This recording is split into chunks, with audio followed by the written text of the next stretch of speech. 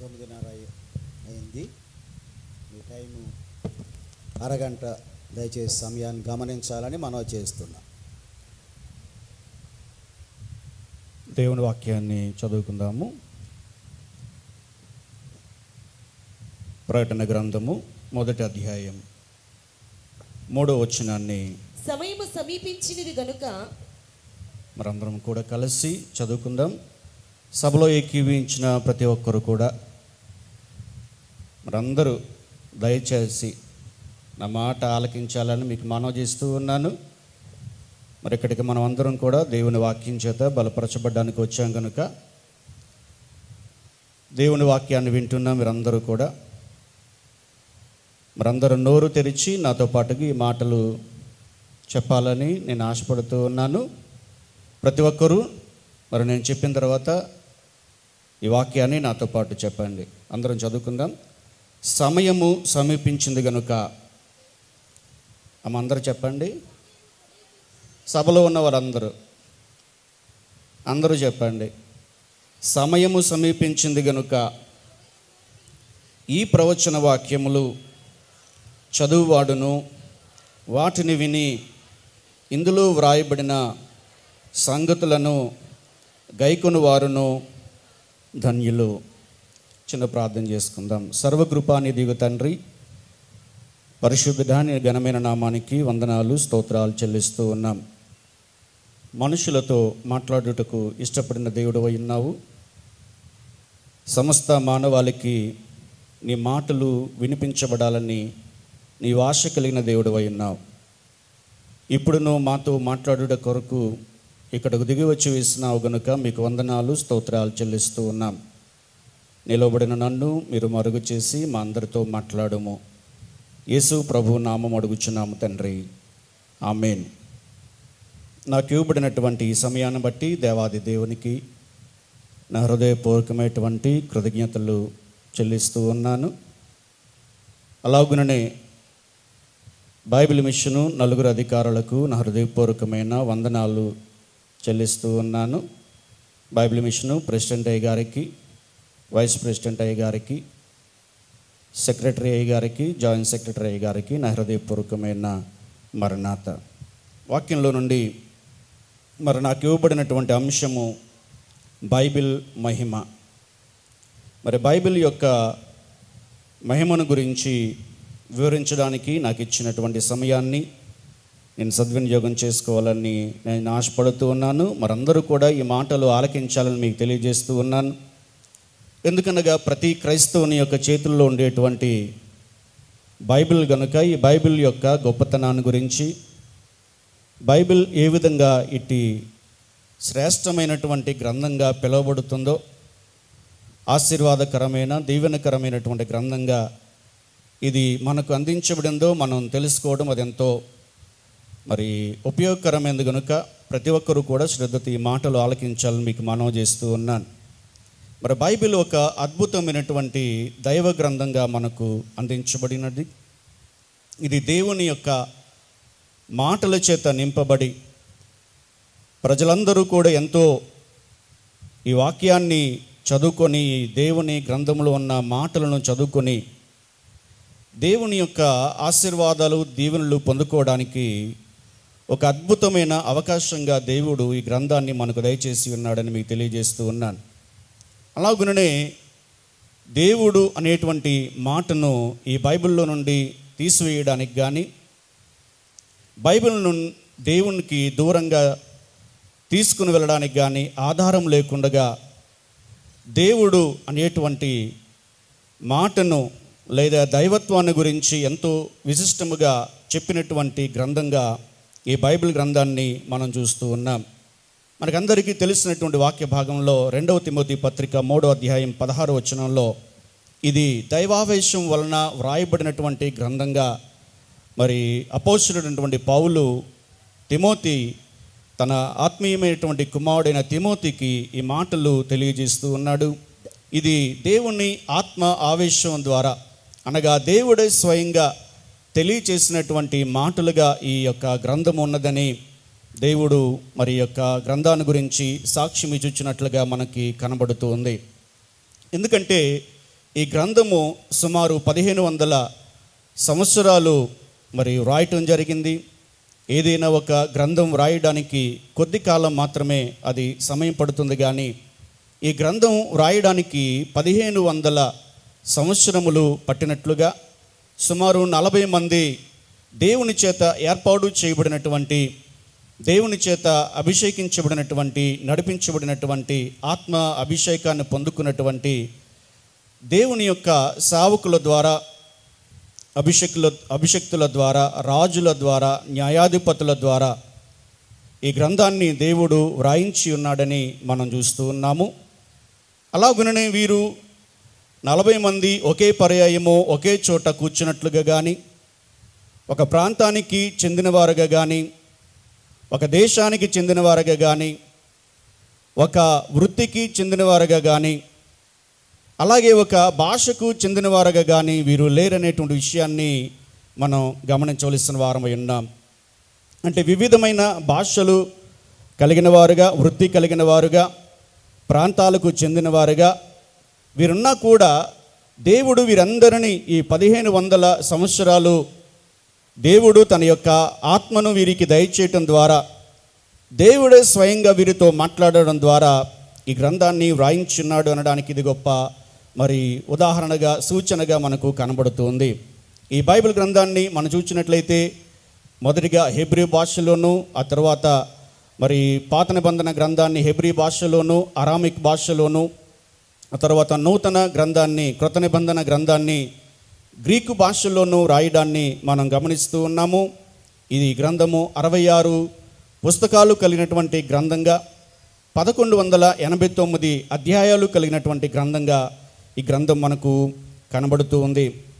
అయితే ఈ గ్రంథంను వ్రాయించినటువంటి సందర్భంలో ఈ గ్రంథాన్ని మరి ఒరిజినల్ కాపీ నుండి మరి వేరే మరి కాపీ చేయడానికి రాతలు రాసేటువంటి వారు చాలా నిష్ఠతో రాసినట్లుగా, ప్రతి లైన్లు కూడా వారు మరి లెక్క పెట్టేవారుగా, పేజీలో ఎన్ని లైన్లు ఉండాలి, మరి ఆ లైన్లో ఉన్నటువంటి అక్షరాలు ఎన్ని ఉండాలి అనేటువంటి విధానాన్ని వారు అనుసరించడాన్ని బట్టి ఏమాత్రం కూడా అక్షర దోషము కానీ లేనటువంటి గ్రంథంగా ఈ బైబిల్ గ్రంథం మనకు కనబడుతూ ఉంది. అయితే ఈ బైబిల్ గ్రంథం మనం చూసినట్లయితే ఇది ఎందుకు ఇంత మహిమ కలిగినటువంటి గ్రంథంగా, ఇంత విశిష్టమైనటువంటి గ్రంథంగా మనకు కనబడుతుంది అంటే, ఈ గ్రంథము మనుషునికి అవసరమైనటువంటి గొప్ప మాటను అందించిన గ్రంథంగా కనబడుతుంది. అదే ఏమిటి అంటే, దేవుడు అనేటువంటి మాటను అందించిన గ్రంథంగా ఈ బైబిల్ గ్రంథం మనకు కనబడుతుంది. ఎందుకనగా మనిషి దేవుని యొక్క మరి వెతుకులాటలో ఉన్నాడు. నిజమైన దేవుడు ఎవరు అనేటువంటి వెతుకులాటలో మనిషి ఉన్నప్పుడు ఈ దేవుని గ్రంథమైనటువంటి ఈ పరిశుద్ధ గ్రంథము, బైబిల్ గ్రంథము దేవుడంటే ఎట్లా ఉండాలి అనేటువంటి ఒక నిర్వచనాన్ని ఇచ్చినట్లుగా బైబిల్ మనకు చూపిస్తూ ఉంది. ఎందుకనగా దేవుడు ప్రేమ కలిగిన వాడై ఉండాలని, జీవము కలిగిన వాడై ఉండాలని, సర్వశక్తివంతుడై ఉండాలని, పరిశుద్ధుడై ఉండాలని, జ్ఞానము కలిగిన వాడై ఉండాలని, సర్వవ్యాపి ఉండాలని, ఇట్లాంటి అనేకమైనటువంటి లక్షణాలు కలిగిన వారు మాత్రమే దేవుడై ఉంటాడు అనేటువంటి ఒక సూచన ఇచ్చినట్లుగా, ఒక రుజువు చేసినట్లుగా, ఒక నిర్దిష్టమైనటువంటి కొలమానాన్ని ఇచ్చినట్లుగా బైబిల్ గ్రంథాన్ని మనం చూస్తూ ఉన్నాం. అనగా మనిషి వంటి వాడు మనిషికి దేవుడిగా కాలేడు కాబట్టి, దేవుడు అనబడేటువంటి వాడు ఒక విశిష్టమైనటువంటి లక్షణాలు కలిగిన వాడిగా ఉండాలి అని రుజువు చేసి, దేవుడు అనేటువంటి వాడు ఒకడున్నాడు, నిజమైనటువంటి దేవుడు ఒకడు ఉన్నాడు, ఆయననే మనుషులందరూ కూడా ఆరాధించవలసిన వారు ఉన్నారు, ఆయనను మాత్రమే పూజించవలసిన వారు ఉన్నారు, వారిని మాత్రమే అనగా ఆ నిజమైనటువంటి దేవుని మాత్రమే వారందరూ కూడా పూజించి నమస్కరించవలసిన వారు ఉన్నారని మనుషులకు చూపించినటువంటి ఏకైక గ్రంథంగా బైబిల్ మనకు కనబడుతున్నది. ఆ దేవుడే మనము ఆరాధించేటువంటి యేసుక్రీస్తు ఉన్నాడని, యెహోవా దేవుడై ఉన్నాడని, పరిశుద్ధాత్మ దేవుడై ఉన్నాడని మీకు తెలియజేస్తూ ఉన్నాను. అనగా మరి ఏకదేవుడైనటువంటి మరి ఆ దేవుని చూపించినటువంటి గ్రంథంగా ఈ గ్రంథాన్ని మనం చూస్తూ ఉన్నాం. దేవుని వాక్యం నుండి కూడా మనం చూసినట్లయితే యోహాను సువార్త 1వ అధ్యాయము 3వ వచనాన్ని మనం చదువుకుందాం. యోహాను సువార్త 1వ అధ్యాయం 3వ వచనంలో, కలిగి ఉన్నదేదియు ఆయన లేకుండగా కలగలేదు. అనగా సృష్టిని కలుగు చేసినటువంటి దేవుడు.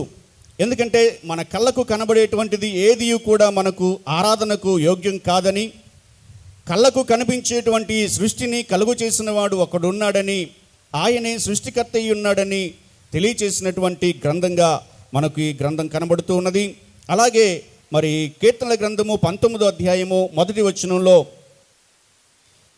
దేవుని వాక్యం మనకు తెలియజేస్తుంది ఏమిటి అంటే, ఆకాశమును దేవుని మహిమను వివరించుచున్నవి, దేవుని మహిమను వివరించుచున్నది, అంతరిక్షము ఆయన చేతి పనిని ప్రచురపరచుచున్నది. సృష్టిని కలుగు చేసినటువంటి సృష్టికర్త ఆయన యెహోవా ఉన్నాడు, ఆయనే నిజమైన దేవుడై ఉన్నాడని ఈ బైబిల్ తెలియచేయడం జరిగింది. అలాగే ఈ దేవుడు అలాగే ఆకాశంలో సృష్టిని కలుగు చేసి మానవుని కలుగు చేసి అలాగే ఉండిపోయే దేవుడు కాదు, కానీ మనుష్యుని నిరంతరము కూడా చూచే దేవుడై ఉన్నాడని, మనుష్యుని కదలికలను పరిశీలన చేసే దేవుడై ఉన్నాడని, మనుష్యుని నిరంతరము కూడా దృష్టించేటువంటి దేవుడై ఉన్నాడని బైబిల్ మనకు తెలియజేస్తూ ఉంది. ఆదికాండం 16వ అధ్యాయం 13వ వచనంలో ఆయన చూచే దేవుడై ఉన్నాడు అనేటువంటి మాట అక్కడ మనకు కనబడుతుంది. మనుషులను చూచే దేవుడు, అంత మాత్రమే కాదు మనుషులతో మాట్లాడే దేవుడై ఉన్నాడని, మనుషులు మాట్లాడే ప్రతిదాన్ని కూడా వినే దేవుడై ఉన్నాడు అని కూడా బైబిల్ గ్రంథాన్ని మనం చూసినట్లయితే కనబడుతూ ఉన్నది. ఈ బైబిల్ గ్రంథంలో ఇందాక నేను చెప్పినట్లుగా 1189 అధ్యాయాలు కలిగినటువంటి బైబిల్ గ్రంథంలో దేవుడు మాట్లాడుతున్నాడు, మనిషితో దేవుడు మాట్లాడతాడు అనేటువంటి రుజువులు మనం చూసినట్లయితే 2000 వచన భాగాల్లో ఈ దేవుడు అనగా ఈ బైబిల్లో కనబడేటువంటి దేవుడు మనుషులతో మాట్లాడుచున్నాడు అనేటువంటి రుజువు కనబడుతూ ఉన్నది. ఉన్నటువంటి 1189 అధ్యాయాల్లో 2000 వచనాల్లో దేవుడు మనిషితో మాట్లాడాడు అని మనకు కనబడుతుంది. అంటే మిగతా వచ్చిన భాగాల్లో ఇంకా కూడా నేను చెప్పినటువంటి విషయాలు ఏమైనాయంటే, దేవుడు దర్శనంలో కనబడ్డాడని, దేవుడు కలలో కనబడ్డాడని, దేవుడు ప్రవక్త ద్వారా మాట్లాడాడని, ఈ వచనాలన్నింటినీ కూడా మనం ప్రక్కకు పెట్టి కేవలం దేవుడు సూటిగా మనుషులతో మాట్లాడినటువంటి వచన భాగాలే గనక మనం లెక్కబెట్టినట్లయితే అవి 2000 వచన భాగాలుగా అవి మనకు కనబడుతున్నాయని బైబిల్లో మనం చూస్తూ ఉన్నాము. అలాగే దేవుడు ఇంకా కూడా ఏమంటున్నాడంటే, మనుషులను మీరందరూ కూడా నాతో మాట్లాడండి, నేను మీకు సమాధానం ఇస్తాను అని ఆయన అంటున్నాడు. ఇర్మియా గ్రంథం 33వ అధ్యాయం 3వ వచనంలో దేవుడు స్వయంగా మానవులతో అనేటువంటి మాట ఏమిటంటే, మీరు నాతో స్వయంగా మాట్లాడండి, నేనే స్వయంగా మీకు సమాధానం ఇస్తాను అని అంటున్నాడు. అలాగే దేవుడు ఏదో కాలక్షేపానికి మాట్లాడే దేవుడు కాదు, ఏదో ఆయన మనుషుల వద్దకు వచ్చి కుశల ప్రశ్నలు అడిగేటువంటి దేవుడు కాదు, కానీ ఆయన మాట్లాడేటువంటి మాటల్లో అనేకమైనటువంటి విలువైనటువంటి సంగతులు ఉన్నాయని, దేవుడు కేవలము మనుషులతో మాట్లాడడానికి వచ్చినప్పుడు ఏవో అవసరం లేని మాటలు మాట్లాడి వెళ్ళిపోయే దేవుడు కాకుండా, మనుషులకు అవసరమైన వారి ఆత్మీయ జీవితానికి కావలసిన వారి యొక్క జీవితానికి అవసరమైనటువంటి ఎన్నో మాటలు ఆయన మాట్లాడే దేవుడై ఉన్నాడని యెషయా గ్రంథము 55వ అధ్యాయము 11వ వచనం మనకు చూపిస్తూ ఉన్నది. 10-11 వచనాల్లో అవి మనకు కనబడుతున్నాయి. ఎందుకంటే దేవుడు మాట్లాడినటువంటి మాటలో జీవం ఉంది కాబట్టి, ఆ మాట దేవుని నోట నుండి బయటకు వచ్చినప్పుడు అది నిష్ఫలంగా ఆయన దగ్గరకు మరలా తిరిగి వెళ్ళదు, కానీ ఫలభరితమైనటువంటి కార్యాన్ని అది జరిగించి ఈ లోకంలో దేవుని కార్యాన్ని జరిగించి అది వెళుతుంది అనేటువంటి మాట అక్కడ మనకు కనబడుతుంది. కాబట్టి దేవుడు మాట్లాడినప్పుడు అది ఎంతో అవసరమైన మాట కలిగినటువంటిదిగా ఉంటుందని మీకు తెలియజేస్తూ ఉన్నాను. అలాగే దేవుడు అందరితో మాట్లాడే దేవుడై ఉన్నాడు, కేవలం కొద్ది మందితోనే కాదు, కేవలము ఏర్పాటు చేయబడినటువంటి వారితోనే కాదు, దేవుడు అందరితో మాట్లాడే దేవుడు. వినాలని ఆశ కలిగినటువంటి వారు, దేవుడు నాతో కూడా మాట్లాడాలని కోరిక కలిగినటువంటి వారు, నాతో కూడా మాట్లాడు అని ఆయనను అడిగేటువంటి వారందరితో కూడా దేవుడు మాట్లాడతాడు అనేటువంటి విషయాన్ని బైబిల్లో మనకు కనబడుతున్నది. ఎందుకు అంటే యోబు రాసినటువంటి గ్రంథంలో అనగా యోబు గ్రంథంలో 33వ అధ్యాయము 14వ వచనంలో ఏలుహు అనేటువంటి వ్యక్తి మాట్లాడినటువంటి మాటలు అక్కడ కనబడుతూ ఉన్నాయి. అక్కడ దేవుడు ఒకసారి మాట్లాడతాడు, దేవుడు 2 సార్లు మాట్లాడతాడు, మనుషులు దానిని కనిపెట్టలేరు అనేటువంటి విషయాన్ని ఏలుహు మాట్లాడితే, ఆ తరువాత దేవుడు మాట్లాడుతున్నాడు. యోబు గ్రంథం 38వ అధ్యాయం 3వ వచనంలో దేవుడు ఏమంటున్నాడంటే, ఏలుహు మాట్లాడినటువంటి మాటలన్నీ కూడా జ్ఞానము లేనివి అని అంటున్నాడు. ఎందుకంటే దేవుడు అనేక పర్యాయాలు మాట్లాడే దేవుడై ఉన్నాడు, దేవుడు అందరితో మాట్లాడే దేవుడై ఉన్నాడు. ఒక్కసారి కాదు, 2 సార్లు కాదు, ఆయన ఎన్నిసార్లైనా కూడా దేవుడు మాట్లాడే దేవుడై ఉన్నాడు. నిరంతరము మనుషులతో మాట్లాడాలని ఆశ కలిగినటువంటి దేవుడై ఉన్నాడు. అలాగే దేవుడు మరి అందరితో మాట్లాడే దేవుడై ఉన్నాడని, కేవలం ఒకరితోనే కాదు, ఇద్దరితోనే కాదు, ఆయన అందరితో మాట్లాడే దేవుడై ఉన్నాడని, అందరికీ అర్థమయ్యే రీతిలో ఆయన మాట్లాడే దేవుడై ఉన్నాడని ఆ మాటలను బట్టి మనము గమనించవలసిన వారమై ఉన్నామని మీకు తెలియజేస్తున్నాను. కనుక ఈ బైబిల్ ఎవరిని పరిచయం చేసింది మనిషికి అంటే, నిజమైన దేవుని పరిచయం చేసింది. ఆయన ఉన్నాడనేటువంటి రుజువునిచ్చింది. ఆయన మనుషులను చూచుచున్నాడని రుజువునిచ్చింది. మనుషుల మాటలు వింటున్నాడని రుజువునిచ్చింది. మనుషులతో ఆయన నిరంతరం కూడా మాట్లాడే దేవుడై ఉన్నాడని రుజువునిచ్చినట్లుగా బైబిల్ మనకు ఈ దేవుణ్ణి పరిచయం చేసింది. అందుకనే దైవజనులు దేవదాసయ్య గారు కూడా మరి అందరికీ కూడా నేర్పించినటువంటి ఆ యొక్క ప్రార్థనలో, సూక్ష్మ ప్రార్థనలో, నాతో మాట్లాడము, నాకు కనబడము, అందరికీ కనబడము, అందరితో మాట్లాడము అనేటువంటి గొప్ప ప్రార్థన మరి నేర్పించిన విధానాన్ని మనం చూస్తూ ఉన్నాం. అలాగే మరి రెండవదిగా చూసినట్లయితే ఈ బైబిల్ ఎందుకు మహిమ కలిగింది అంటే, ఈ బైబిల్ జ్ఞానాన్ని ఇచ్చేటువంటి బైబిల్గా కనబడుతున్నది. ఈ బైబిల్ని చదివినటువంటి ప్రతి ఒక్కరి జీవితాన్ని మార్చడం మాత్రమే కాదు, దేవుని వైపుకు త్రిప్పడం మాత్రమే కాదు, నిజమైన దేవుణ్ణి తెలుసుకోవడం మాత్రమే కాదు, కానీ ఈ బైబిల్ చదివినటువంటి వారందరి జీవితాలను కూడా బైబిల్ మార్చుచు జ్ఞానాన్ని ఇచ్చుచు ఉన్నదని మనం చూస్తున్నాం. ఎందుకంటే ఈ బైబిల్లో ఉన్నటువంటి దేవుడు జ్ఞానాన్ని ఇచ్చేటువంటి దేవుడు. నిర్గమకాండం 35వ అధ్యాయం 30వ వచనంలో ప్రత్యక్ష గుడారం కట్టేటువంటి మనుషులకు దేవుడు ఏమి చూచున్నాడు అంటే, వారికి ప్రజ్ఞ వివేక జ్ఞానమును కలుగునట్లు దేవుని ఆత్మతో వానిని నింపి ఉన్నాడు అని మనం చూస్తూ ఉన్నాం. అదే అధ్యాయం 35వ వచనంలో వారి హృదయమును జ్ఞానముతో నింపి ఉన్నాడు అనే మాటలు మనం చూస్తూ ఉన్నాం. అనగా దేవుడు మనుషులను జ్ఞానముతో నింపే దేవుడై ఉన్నాడు, జ్ఞానాన్ని ఇచ్చేటువంటి దేవుడై ఉన్నాడు అని మనం చూస్తూ ఉన్నాం.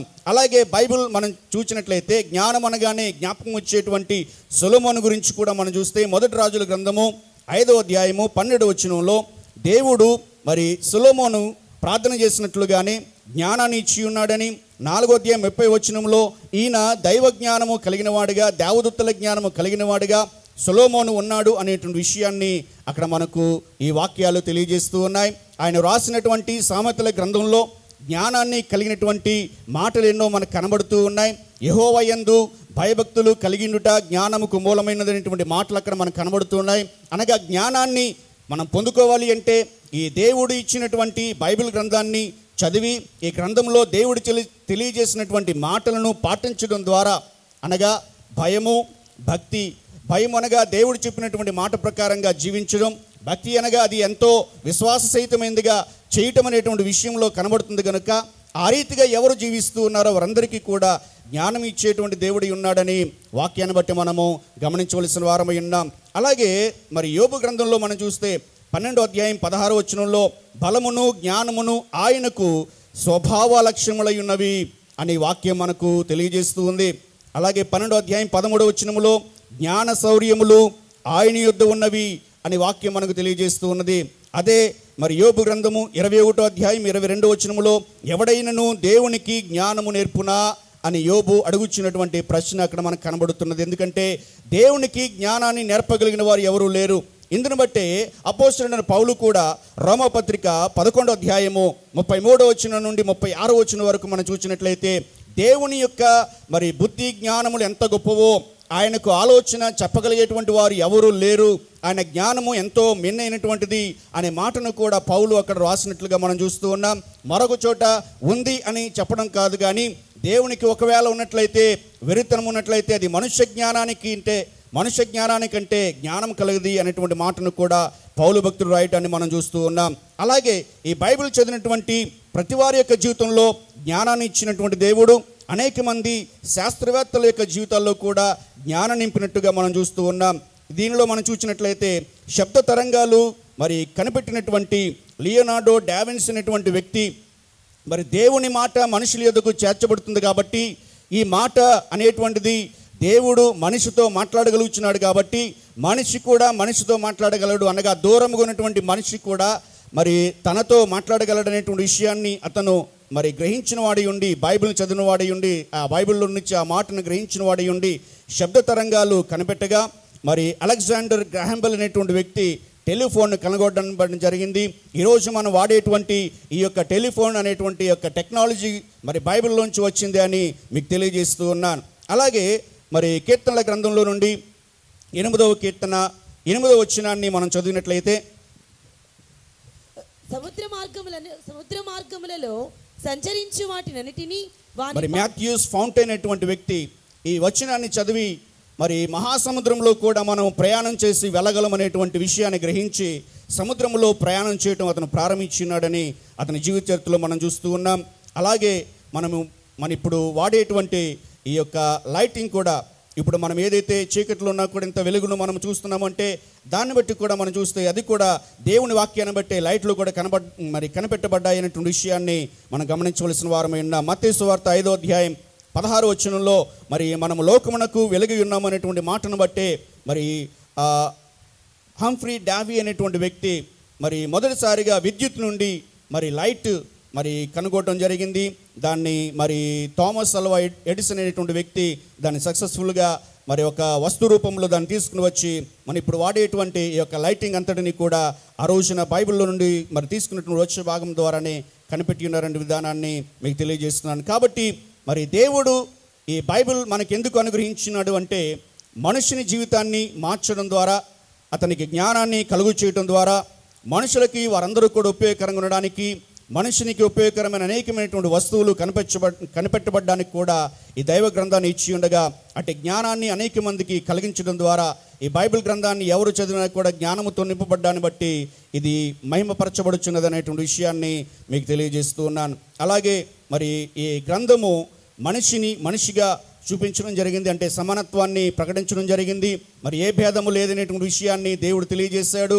మనిషికి మధ్యలో అంటే పురుషుడే కావచ్చు, స్త్రీయే కావచ్చు, ఎవరే కావచ్చు, మరి వారందరూ కూడా ఎవరు కూడా తక్కువ కాదనేటువంటి విషయాన్ని బైబిల్ తెలియజేసింది. అనేకమైన దురాచారాలు మన దేశంలో కూడా సమస్యపోవడానికి బైబిల్ ఒక కారణంగా కనబడుతుంది. మూఢనమ్మకాలన్నింటినీ కూడా కొట్టివేసి మరి మూఢనమ్మకాల వైపు కాకుండా దేవుని వాక్యం వైపు తిరగాలనేటువంటి విషయాన్ని మరి ఈ బైబిల్ మనకు తెలియచేయడం జరిగింది. అట్లాగే మరి మన భారతదేశంలో అనేక మంది మరి ప్రఖ్యాతిగాంచినటువంటి వ్యక్తులు మనకు కనబడుతున్నారు. మరి వారిలో గాంధీ గారు ఉన్నారు, అట్లాగే మరి డాక్టర్ బిఆర్ అంబేద్కర్ గారు ఉన్నారు.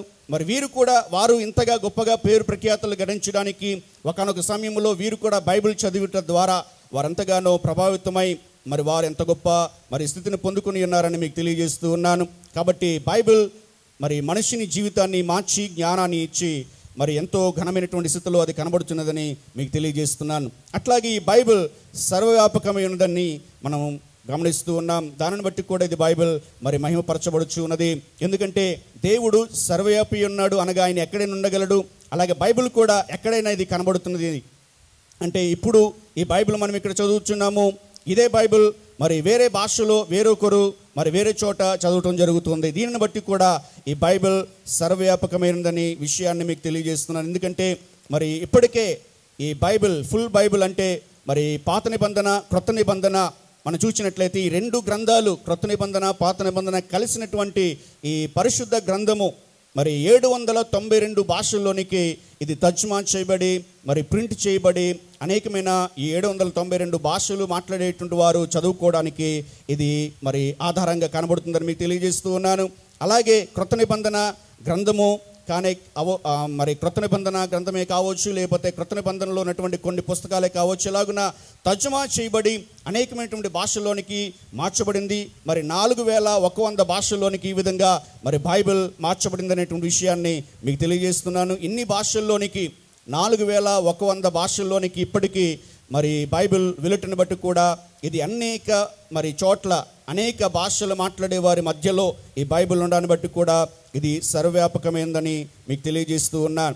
మరి ఈ బైబిల్ మన చేతిలోనికి రావడానికి అనేక మంది కష్టపడ్డారు, అనేక మంది శ్రమపడ్డారు.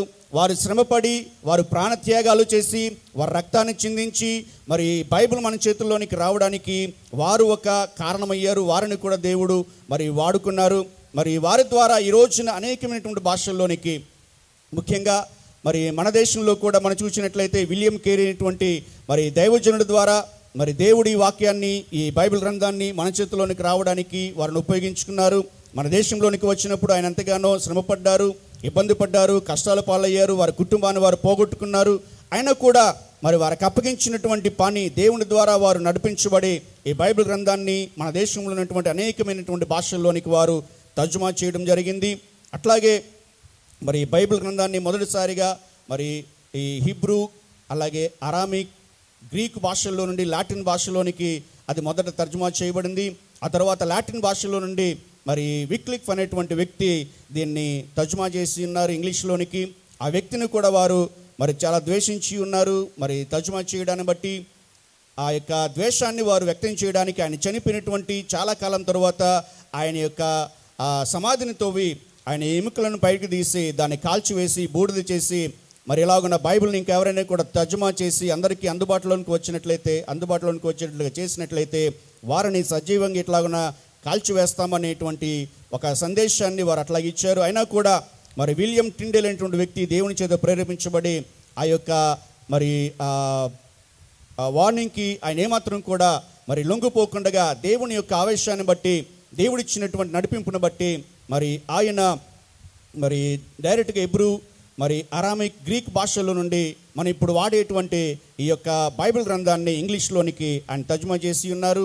ఆ తర్జుమా చేసేటువంటి సమయంలో ఆయన పట్టుకొని మరి కాల్చివేసేటువంటి సమయంలో, అగ్ని చేత ఆయన కాల్చివేసేటువంటి సమయంలో ఆయన చేసినటువంటి ప్రార్థన, దేవా నేను ఏ విధంగా అయితే ఇప్పుడు ఈ యొక్క అగ్నిలో కాల్చబడుచున్నాను, అయినా కూడా ఈ రాజు నన్ను ఇలాగన కాల్చివేస్తున్నాడు, ఈ రాజు యొక్క మనస్సును మార్చు అనేటువంటి ప్రార్థన చేసి ఉండగా దేవుడు ఆ తర్వాత ఆ స్థానంలో కూర్చున్నటువంటి వ్యక్తిని మార్చి, ఆయన మనస్సును మార్చి అతని ద్వారానే కింగ్ జేమ్స్ వెర్షన్ అనేటువంటి ఇంగ్లీష్ బైబిల్ని మరి దేవుడు బయటకు తీసుకొచ్చడం ద్వారా ఇది సర్వవ్యాపకంగా మరి అనేక చోట్లకు ఇంగ్లీష్ బైబిల్ ఈ రోజున మరి రావడం జరిగింది. ఆ భాషల నుండి ఈ రోజున అనేకమైనటువంటి భాషల్లోనికి తర్జుమా చేయడం జరిగింది. ఈ విధంగా ఈ బైబిల్ సర్వవ్యాపకమైనటువంటి బైబిల్గా మనకు కనబడుతుంది కనుక ఈ బైబిల్ ఈ విధంగా మహిమపరచబడింది అనేటువంటి విషయాన్ని మీకు తెలియజేస్తూ ఉన్నా. మరొక మాటను కూడా చూసినట్లయితే ఈ బైబిల్లో మనకు కనబడేటువంటిది ఏమిటి అంటే చరిత్ర మనకు కనబడుతుంది. చరిత్రలో నుండి బైబిల్ తీసేయడానికి కానీ, బైబిల్లో నుండి చరిత్ర తీసేయడానికి కానీ ఆధారం లేకుండానట్లుగా బైబిల్ రాయటం జరిగింది. అనేక ప్రాంతాల గురించి రాయడం జరిగింది. ఇప్పటికీ కూడా అవి మనకి కళ్ళ ఎదుట కనబడుతున్నాయి. ప్రాంతాలు, ఆ దేశాలు మన కళ్ళ ఎదుట కనబడుతూ ఉన్నాయి. అలాగే ఆ యొక్క ఆ దేశంలో ఉన్నటువంటి రాజుల గురించి, వారి యొక్క రాజ్యాల గురించి ఈ బైబిల్ మనకు తెలియజేయడం జరిగింది. ఆ చరిత్రలో అవి ఆధారంగా మనకు కనబడుతున్నాయి. అలాగే బైబిల్లో రాసినటువంటి అనేకమైనటువంటి మరి ఆ విషయాలన్నింటినీ కూడా ఈ రోజున మన కళ్ళెదుట అవి మనం చూస్తున్నాం. మరి అతి ప్రాచీన నాగరికతగా పిలువబడుచున్నటువంటి ఈజిప్ట్ నాగరికత అనగా ఈజిప్ట్ దేశం ఇక్కడ మనకు కనబడుతుంది. అతి ప్రాచీన పట్టణమైనటువంటి ఎరుకో పట్టణం ఇప్పటికీ కూడా ఉంది. అట్లాగే చిన్న దేశమైనా కూడా మరి ఇశ్రాయేల్ దేశం ఇప్పటికీ కూడా ప్రపంచ దేశాలను ఆకర్షిస్తూ ఉంది. అది బైబిల్లో మనం చూస్తూ ఉన్నాం. అలాగే సజీవ సాక్షులుగా ఉన్నటువంటి మరి దేవుని ఉగ్రతకు లోనైనటువంటి సొదొమ గొమొర్రా యొక్క పట్టణాలు ఇప్పుడు మనకు కనబడుతూ ఉన్నాయి. అట్లాగే మరి దేవుని ఉగ్రతను బట్టి మరి భూమంతా కూడా నీటితో నింపబడి ఉండగా దేవుని కృపను బట్టి రక్షించబడినటువంటి నోవాహు వాడినటువంటి ఓడ ఇప్పటికీ మనకు సజీవ సాక్ష్యంగా కనబడుతూ ఉంది. అట్లాగే బైబిల్లో మనం చూసినట్లయితే మరి అన్ని గ్రంథాలు కూడా ఈ విధమైనటువంటి పురావస్తు శాస్త్రవేత్తలు అనేకమైన పరిశోధనలు చేయడం ద్వారా మరి ఈ బైబిల్లో రాసిన అనేకమైనటువంటి గ్రంథాలు అవి సత్య గ్రంథాలు అనేటువంటి విషయాన్ని వారు తెలియజేశారు. కానీ ఒక యోనా గ్రంథం మాత్రం మరి వారు ఎంత మాత్రం కూడా వారు ప్రూవ్ చేయలేకపోయారు. ఆ యోనా గ్రంథాన్ని బట్టి ఒక వ్యక్తి పూనుకొని బైబిల్ సత్య గ్రంథం కాదు, ఇది అబద్ధాలతో కూడినటువంటి గ్రంథం అని ప్రూవ్ చేయడానికి ఒక వ్యక్తి మరి యోనా గ్రంథాన్ని ఎంచుకొని యోనా గ్రంథంలో ఉన్నటువంటి నినివే పట్టణం లేదని ప్రూవ్ చేయడానికి ప్రయత్నం చేసి చివరికి అతనే యోనా గ్రంథంలో రాయబడిన నినివే పట్టణం కూడా ఉంది, బైబిల్ అంతటా కూడా సత్య గ్రంథము, ఇందులో రాయబడినది ఏది కూడా అబద్ధము కాదు, ఇందులో రాసిన ప్రతిదీ కూడా అక్షరాల ఇది భూమి మీద ఉన్నటువంటి సత్యమే అనేటువంటి విషయాన్ని ఆయన కూడా చెప్పడం జరిగింది. ఈ విధంగా చరిత్ర బట్టిని కూడా మనం చూసినట్లయితే మరి బైబిల్ ఎంతో మహిమపరచబడుచున్నట్లుగా మనకు కనబడుతూ ఉన్నది.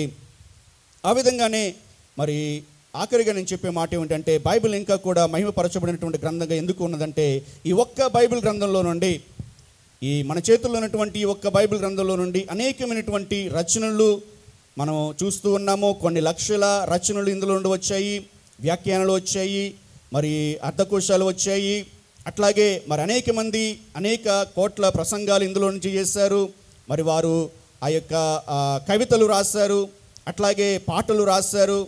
ఈ విధంగా మరి కొన్ని వేల కొన్ని లక్షల మరి ప్రతులు ఈ యొక్క గ్రంథంలో నుండి మరి రచనలు ఈ గ్రంథంలో నుండి రావటం బట్టి కూడా ఇది మహిమపరచబడినటువంటి గ్రంథంగా మనకు కనబడుతున్నది. దానిలో భాగంగానే మరి దైవజనులు దేవదాసయ్య గారు కూడా అనేకమైనటువంటి రచనలు ఆయన రాశారు. మరి అనేకమైనటువంటి పుస్తకాలు ఆయన రాశారు.